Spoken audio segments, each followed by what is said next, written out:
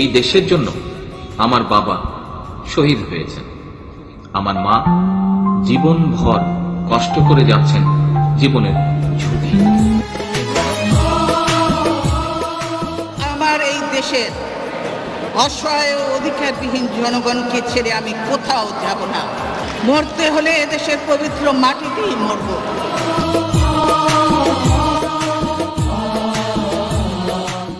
আজ আমি একজন সন্তান হিসাবে আপনাদের সামনে উপস্থিত হয়েছি, বাংলাদেশের সকল মায়ের সামনে, সকল বোনের সামনে। জি, আমি সেই খালেদা জিয়ার কথা বলছি যে খালেদা জিয়া এই দেশের মেয়েদের জন্য বিনামূল্যে শিক্ষার ব্যবস্থা করেছিলেন। শুধুমাত্র মানুষের গণতান্ত্রিক অধিকার প্রতিষ্ঠা করতে গিয়ে উনি আজ নির্যাতিত। তোমার কাছে দেশটাই বড়, তুমি মহান নারী, দেশের জন্য করেছো উৎসর্গ, স্বামী সন্তান বাড়ি। ওই সময়ে বিএনপির সংগ্রামী নেতা কর্মীদের এমনকি তাদের পরিবারের সদস্যদের অহেতুক গ্রেফতার করে তাদের ওপর নৃশংস অত্যাচার চালানো হয়। রিমান্ডের নামে নেতা কর্মীদের ওপর চালানো হয় নিষ্ঠুর নির্যাতন, ভয় হুমকি দেখানো হয় তাদের স্ত্রী পুত্র কন্যাদের। আমার ছেলেদের জিম্মি করে আমাকে জোর করে কয়েকবার বিদেশে পাঠানোর চেষ্টা করেছিল।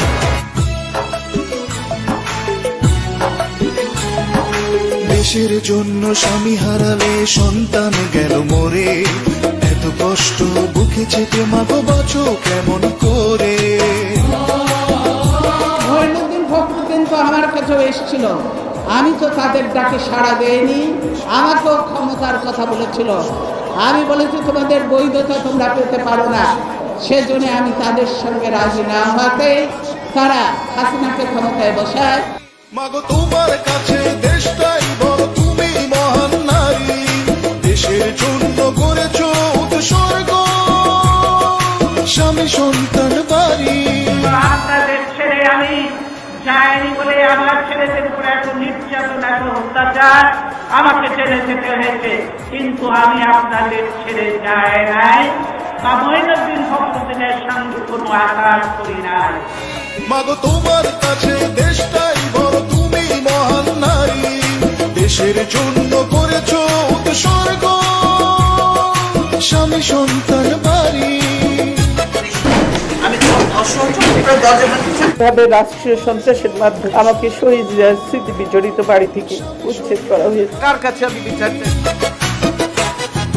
কতদিন মাগো দেখি না তোমায়, শুনি না তোমার কথা, তোমার কথা ভাবলে খারাপ সময়ের মধ্যে দিয়ে বাংলাদেশ যাচ্ছে, আমরা অত্যন্ত কষ্টের মধ্যে আছি।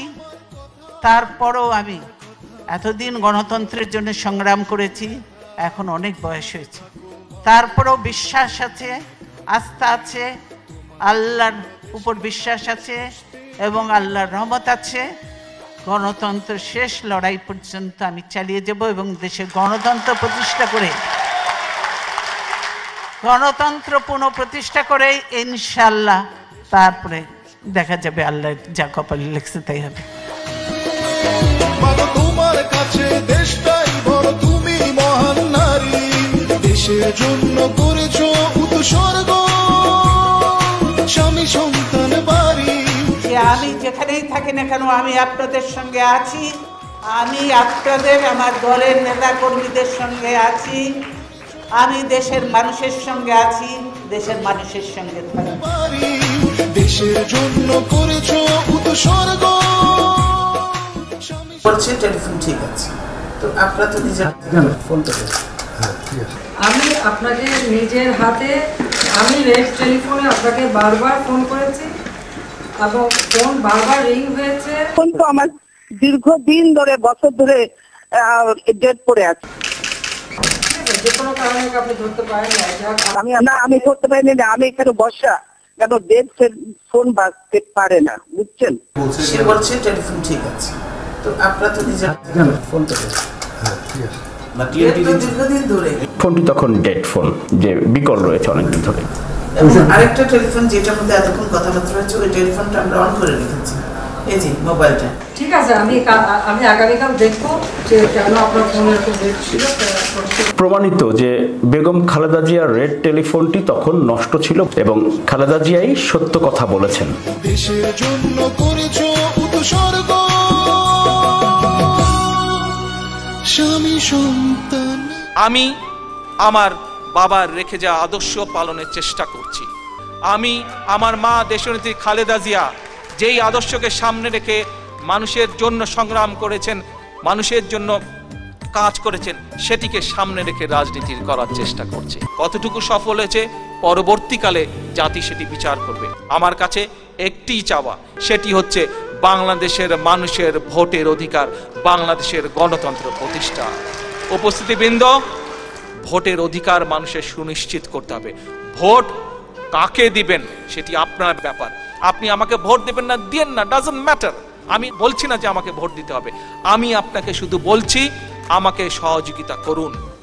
আমরা বাংলাদেশের রাজনৈতিক দল, সহযোগিতা করুন মানুষের ভোটের অধিকার প্রতিষ্ঠার জন্য, সহযোগিতা করুন মানুষের বাক স্বাধীনতা প্রতিষ্ঠা করার জন্য, সহযোগিতা করুন বাংলাদেশের গণতন্ত্রকে পুনঃপ্রতিষ্ঠার জন্য।